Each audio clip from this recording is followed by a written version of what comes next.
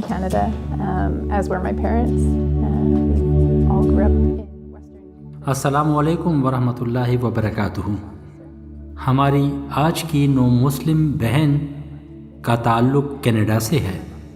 آئیے اس کے بارے میں معلومات حاصل کرتے ہیں کہ وہ کس طرح مسلمان ہوئی. میں برٹش کولمبیا میں پیدا ہوئی. میرے والدین کنیڈین ہیں. میرے والد RCMP Canadian Royal mounted police میں کام کرتے ہیں اور میری ماں ایک نرس ہے.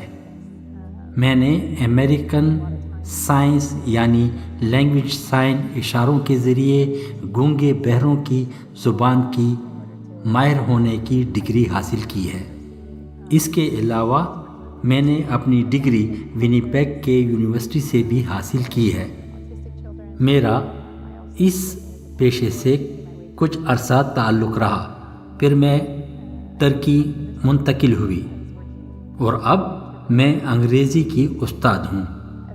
بچپن میں میں نے کافی وقت ہلا گلا کیمپنگ اور آؤٹ ڈور ایکٹیویٹیز میں گزارا ہے. میں نیچر سے بہت محبت کرتی ہوں، اس لیے میں کافی محنتی ہوں. بچپن سے نوکریاں کی ہیں. کالج اور یونیورسٹی کی فیسیں بھی ان کاموں سے پورے کر کے ادا کی ہے. میں نے کچھ عرصہ گونگے بہروں کے اسکول میں ان کی مدد بھی کی ہے. اس کے کچھ عرصہ بعد میں امریکہ مکمل طور پہ منتقل ہوئی. مجھے مسلمانوں کے بارے میں کچھ خاص پتہ نہیں تھا یا ان سے کہیں ملاقات ہوئی ہو. البتہ ایک مسلمان سے میرا واسطہ ہائی اسکول کے وقت ہوا تھا اور اس بات کا پتہ مجھے اسلام میں داخل ہونے کے کافی عرصے بعد معلوم ہوا. میرے خیال میں 9/11 کے بعد مجھے مسلمانوں کے بارے میں کچھ نہ کچھ معلومات حاصل ہوئی اور وہ بھی میڈیا پر نیوز دیکھنے کے بعد مجھے احساس ہوا کہ مسلمان مذہب ایک دہشت گرد مذہب ہے اور یہ لوگ جو کچھ بتا رہے ہیں وہ بالکل صحیح ہے. ویسے مجھے کبھی کبھی خیال آتا کہ مسلمان اپنی عورتوں کو گاڑی کے پچھلی سیٹ پر بٹھاتے ہیں اور یہ خیال میرے ذہن میں کہاں سے آیا، کیسے آیا اور کیوں آیا مجھے اس کا بھی پتہ نہیں. ایک دفعہ میری ملاقات ایک مسلمان سے ہوئی. وہ مسلمان بالکل مختلف قسم کا انسان تھا.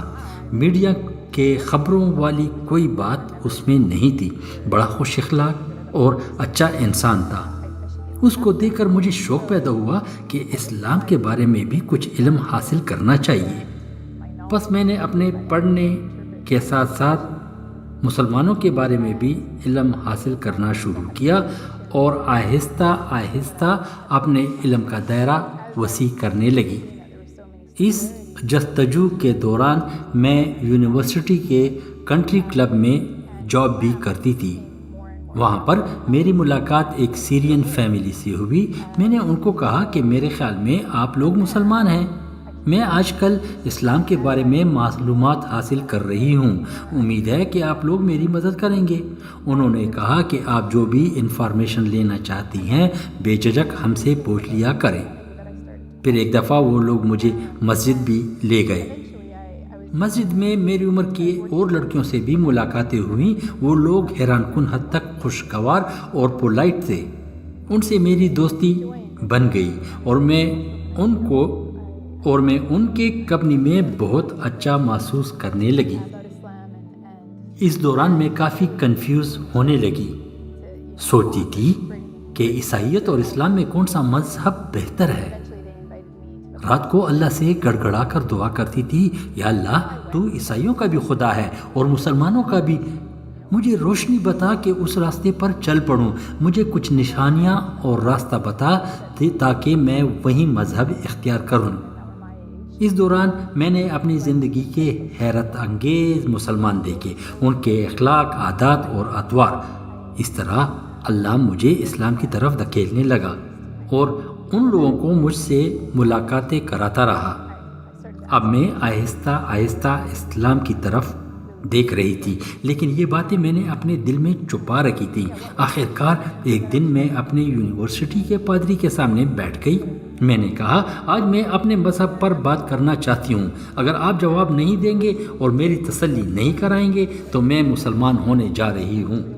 میں نے اس سے تفصیلاً پوچھا کہ آپ مجھے بائبل کے ہسٹری کے بارے میں بتائیں، کہاں سے آیا، کیوں لکھا گیا اور اس وقت اصلی حالت میں کیوں نہیں، اس کے مختلف ورژن کیا ہے، خدا نے اپنی کتاب کی حفاظت کیوں نہیں کی جبکہ اس کے مقابلے میں قرآن ہے، 1400 سال میں اس میں کوئی فرق نہیں، تمام دنیا کے قرآن میں ایک لفظ کا رد و بدل نہیں، جبکہ بائبل میں مکمل کتابیں ایک دوسرے سے مختلف ہیں، حالانکہ بائبل بھی اللہ کی کتاب ہے۔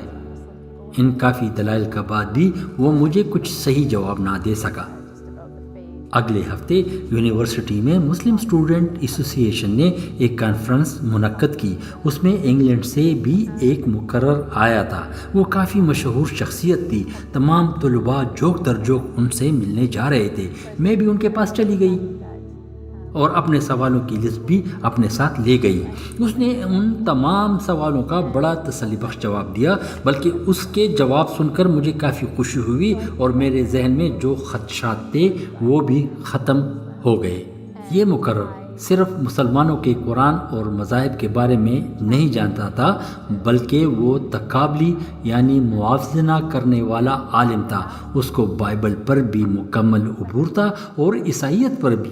اس نے مجھے بتایا کہ عیسائیت مذہب کے بارے میں جو سوال آپ کے ذہن میں ہے ان کا ذکر عیسائی مذہب کے ان کتابوں میں اور اس جگہ آپ کو ملے گا، یعنی وہ ہر سوال کا جواب دونوں مذاہب سے ریفرنس کے ساتھ بیان کرتا تھا اور مجھے کہا کہ تم خود جا کر اس کا موازنہ کرو کہ کون کیا کہتا ہے۔ مجھے اس کی باتوں میں کسی قسم کا تعصب نظر نہیں آیا اور اس وجہ سے اس کی عزت میرے آنکھوں میں اور بھی بڑھ گئی۔ ان باتوں سے مجھے بہت سکون ملا اور سوچنے لگی کہ میں ان باتوں کو پہلے سے کیوں نہیں سمجھ سکی، حالانکہ میں چرچ بھی جایا کرتی تھی اور کرسچن مذہب کے بارے میں بھی پڑھتی تھی۔ شام کے وقت اس نے مجھ سے سوال کیا، کیا تم ایک خدا پر یقین رکھتی ہو؟ میں نے کہا ہاں بالکل، میں ہمیشہ ایک خدا پر یقین رکھتی ہوں، اس میں میرے لیے کوئی مسئلہ نہیں۔ پھر اس نے پوچھا، کیا آپ نبی کریم صلی اللہ علیہ وآلہ وسلم پر یقین رکھتی ہیں کہ وہ اللہ کا رسول ہے اور آخری نبی ہے؟ میں نے کہا اس بات میں بھی مجھے سچائی لگتی ہے۔ اس نے کہا کہ جاؤ غسل لے لو، وضو کرو اور آ کر شہادہ پڑھو۔ میں یہ سن کر پریشان ہوئی، میں نے دل میں کہا نہیں ایسے نہیں ہو سکتا، ایک دم شہادہ پڑھنا۔ میں تو بالکل خوفزدہ ہو گئی اور اس قدم اٹھانے سے جھجکنے لگی، حالانکہ ذہنی طور پر میں اسلام قبول کرنے کے لیے بالکل تیار تھی۔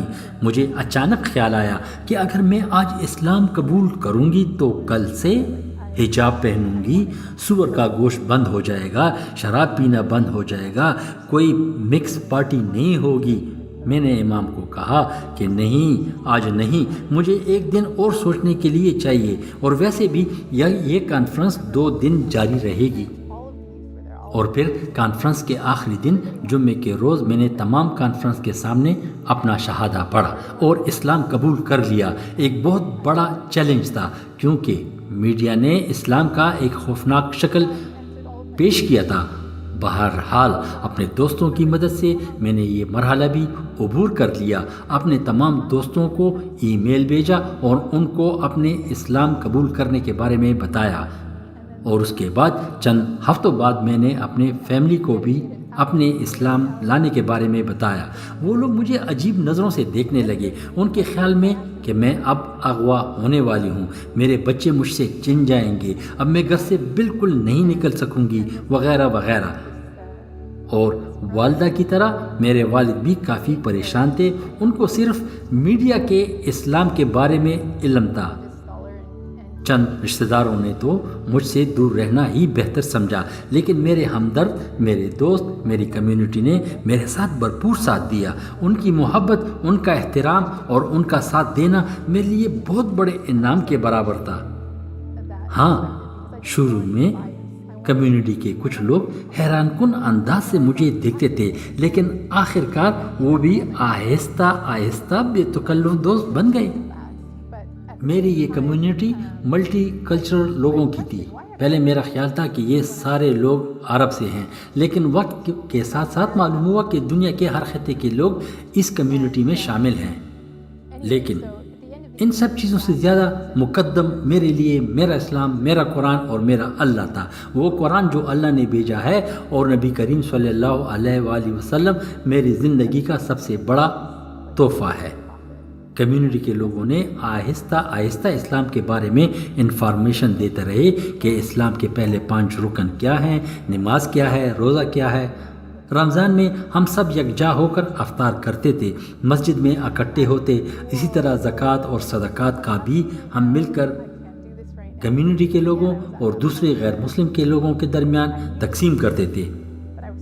کمیونٹی کے لوگ مل کر حج پر جاتے ہیں، تمام کمیونٹی یکجان ہو کر ایک دوسرے کے لیے کمر بستہ ہے، کوئی رنگ اور نسل کا ذکر نہیں، کسی امیر اور غریب کا فرق نہیں، سب مل کر کھاتے ہیں، بیٹھتے ہیں اور ایک صف میں کھڑے ہو کر اللہ کی عبادت کرتے ہیں۔ یہ اسلام کی خوبصورتی ہے۔ اس وقت ہمارے لیے سب سے بڑا چیلنج ہمارا میڈیا ہے۔ ہم سب کو مل کر کوشش کرنی چاہیے کہ ہم لوگ مل کر دنیا کے لوگوں تک اسلام پہنچائیں اور ان کو بتائیں کہ اصل اسلام وہ نہیں جو آپ میڈیا میں دیکھتے ہیں۔ میڈیا میں آ کر وہ لوگ باتیں کرتے ہیں جن کو اسلام کے بارے میں کچھ معلوم نہیں، بس لگی پٹی باتوں کو لے کر اسلام کے بارے میں اپنی رائے پیش کرتے ہیں۔ میں اپنے مسلمان بہن بھائیوں کو درخواست کرتی ہوں کہ قرآن کو اپنا مشعل راہ بنائے، اپنے دین اور اپنے مذہب پر فخر کرے۔ جب میں کینیڈا میں ٹورنٹو شہر میں رہتی تھی، وہاں کے مساجد اس سلسلے میں بہت فعال تھے۔ ہر روز کوئی نہ کوئی کانفرنس منعقد ہوتی تھی۔ مسجد ہم مسلمانوں کی شناخت ہے اور اس سے جڑے رہنا ہمارا دینی فرض ہے۔ اس وجہ سے میں اپنے بچوں کو لے کر کمیونٹی کے تمام ایکٹیویٹیز میں حصہ لیتی ہوں۔ کسی اور کو اسلام میں دعوت دینے سے پہلے خود اسلام کے بارے میں پورا جاننا چاہتی ہوں۔ اس طرح اور لوگ بھی اسلام کی طرف راغب ہوں گے۔ آپ لوگوں سے گزارش ہے کہ اپنے دامن آنے والے نو مسلموں کے لیے کھول دیں اور ان کو خوش آمدید کہیے۔ والسلام۔